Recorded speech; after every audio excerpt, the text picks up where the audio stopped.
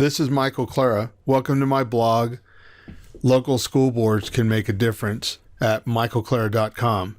The video that you're watching is really a still picture right now. It's really not moving.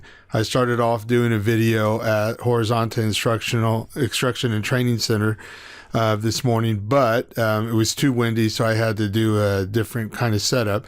So I'm going to show a PowerPoint presentation here of the problem at hand, and then I'll just narrate it. I'm using the hashtag #SaveHorizonte, and this has to do with the college advisor at Horizonte Alternative High School.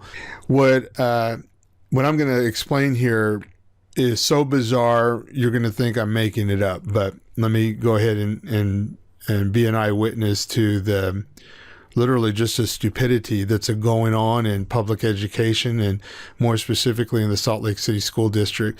This is Superintendent Cunningham, her attorney that's paid at tax dollar expense, Christina Kendall, and then this guy in the middle is he's called the external director for the Salt Lake City School District.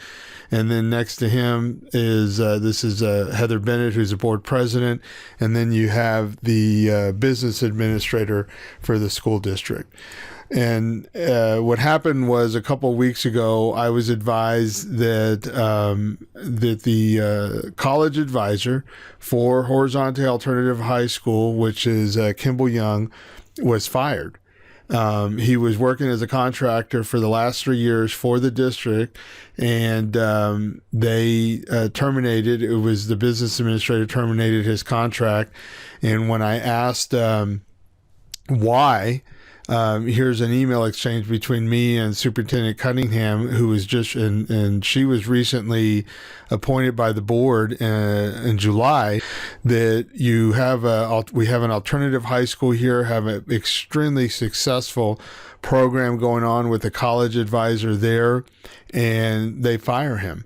And then, she explains that the reason was that during the last year's budget cycle, a new position was added to each of the high schools to assist students with scholarships and college application process. This was essentially what Mr. Young was doing at Horizonte. Mr. Young was told that he could apply this position, but he could not. But we could not support the new position. An outside contractor. He did not apply for the new position. His contract was canceled. Now, this explanation given by her is just ludicrous. Why can't we support it? So then I emailed her back and I said, you know what? I do not recall those positions being presented to the board for approval. And the idea was that she would not do any reorganization of the administration or put in new positions without informing the board. So I tell her, can you please send me a copy of the job postings? Who is currently in those positions? What funding source was used for those positions? When were those positions in names, place? So I'm asking her all that. And you see here on September 15th, she says, we will gather this information for you. Here we are, the 25th of September, and I haven't seen any of this information. So I'm not going to go into all the history of it, but about 5 years ago, the U.S. Department of Education awarded a grant to Horizonte Alternative High School, and part of that grant, that they said to the federal government that they would have a college advisor, and that college advisor was sustainable even after the grant and would continue to work. And again, during that time period, this was done as a site-based decision that was supported by the school district, supported by the Board of Education, and it started with the School Improvement Council. This college advisor was, as a result of that site-based decision, the approval of the district and approval of the board 3 years ago on September 2014, was hired by contract at a rate of $48,000 an hour. This is just from last month, showing that the board actually approved this. That was just August 2nd of this year. And this is, you can't see it on this video, but this is the difference in scope of work. What they've done is went from a full-time to a 29-hour position, and significantly cut the responsibilities that are required, which will hurt Horizonte not help. But here at West High, they already have at West High, they have a scholarship advisor and a college access advisor. And the scholarship advisor is paid for by the counseling from the school counseling budget, and then on the local level from the school itself, not the district. And then the college access advisor is a full-time person paid for by the University of Utah. At East High, they have a scholarship coordinator that is part-time that they wanted to go to full-time, but as of this last week, that person is being paid by discretionary funds on the local level. So this thing that they were trying to make it equal across the board for all the schools is not accurate in the least. And there's no inequity issue going on in terms of funding, because these are funded by the local schools, not by the district. So after I find that information, I send her back an email and the following day, and I say, and this is on September 15th, I say, Dr. Cunningham, something very shady is going on here. I call the schools and I explain to her, I'm not understanding what's going on, that this is not affecting the other schools. There's not an issue with the other high schools. And I says, on the issue of Kimball Young's contract work at Horizonte, Janet is claiming the contract was canceled on July 19th. Yet the board approved the $48,000 for this contract. And then I go on to point out that nobody has the authority in this district to override an official act of the board. And then her reply is, Mr. Clare, I'm going to update all board members at our meeting on Tuesday night. Well, by this time on Friday, the agenda had already been put out. So I asked her, are you going to change the agenda then? So it's on the agenda. And she said, no, we're going to be discussing it in executive session, which is a closed door meeting. And then I asked her, well, here's a state law. Here are the reasons why we can go into a closed door meeting. Which one are you saying that we're going to do? And she doesn't reply, and that's normal for her not to reply to my emails.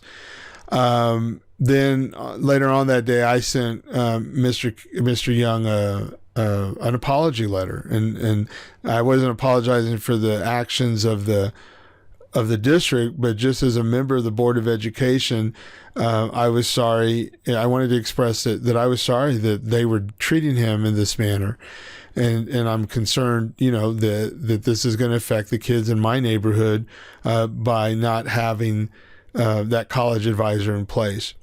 During the closed door meeting on September 22nd, I left the meeting in the middle of it because it was an illegal meeting. It did not meet the criteria to be in a closed door meeting. And it's just one of the ways that now this new administration, under the direction of this attorney, will use lies to cover other lies. And they're abusing the law, abusing the system, just to cover their tracks, because they're making decisions that are negatively impact ethnic minority students. And here you have something that works, and they're trying to dismantle it. During the public portion part of the meeting, one of the students, Dominique, who was a recipient of the scholarship from Horizonte and worked closely with Kimball Young, came and spoke at the meeting. But as you can see here, for whatever reason, they have not posted the video of the meeting on the webpage, which is extremely unusual because this is the first time I can recall in the 4 years I've been on the board since they started doing videotape that we're into the next week and they haven't posted not even the recording. So I have no idea what that is about. And in this picture here, I did interview Dominique, and I'll show that later in a different video podcast. Horizonte is a very successful program, as you can see. It's each year, 2012, 2011, 2013, 2014, there was an article that came out in the paper that kind of explained, that they're dealing with helping on average 50 students at a rate of 70,000 on average, 70 to 80,000 a year in terms of scholarships. So, Save Horizonte is a hashtag from them, and these are the characters that have different roles, and I can go into more detail later as to what is going on. Suffice it to say that, we need to be at the next board meeting on October 4th. Members of the community need to be there to speak about this. I've already sent an email in to Heather Bennett, who is the board president, asking her to please put this on the agenda. If past history is any indication, she's not going to do it. Even if we follow, I think we already have 2 board members, which is our policy. It should be put on the agenda, and she won't do it. So I would ask that she's running for re-election. This is her, Heather Bennett. Elect Heather Bennett is her Facebook page. I would suggest that people get on her Facebook page and ask her to please put this on the agenda for the October 4th meeting. Let's talk about this in a transparent, open, and public way, and hear reasonable explanations for these actions of the superintendent that make no sense whatsoever. To fire the college advisor, make up a story for it, and then what does that do for our kids, some of our at most risk kids, most vulnerable students in our district? This is the way we're treating them. It doesn't make any sense whatsoever. So let's save Horizonte from the administration of the school district. Thank you.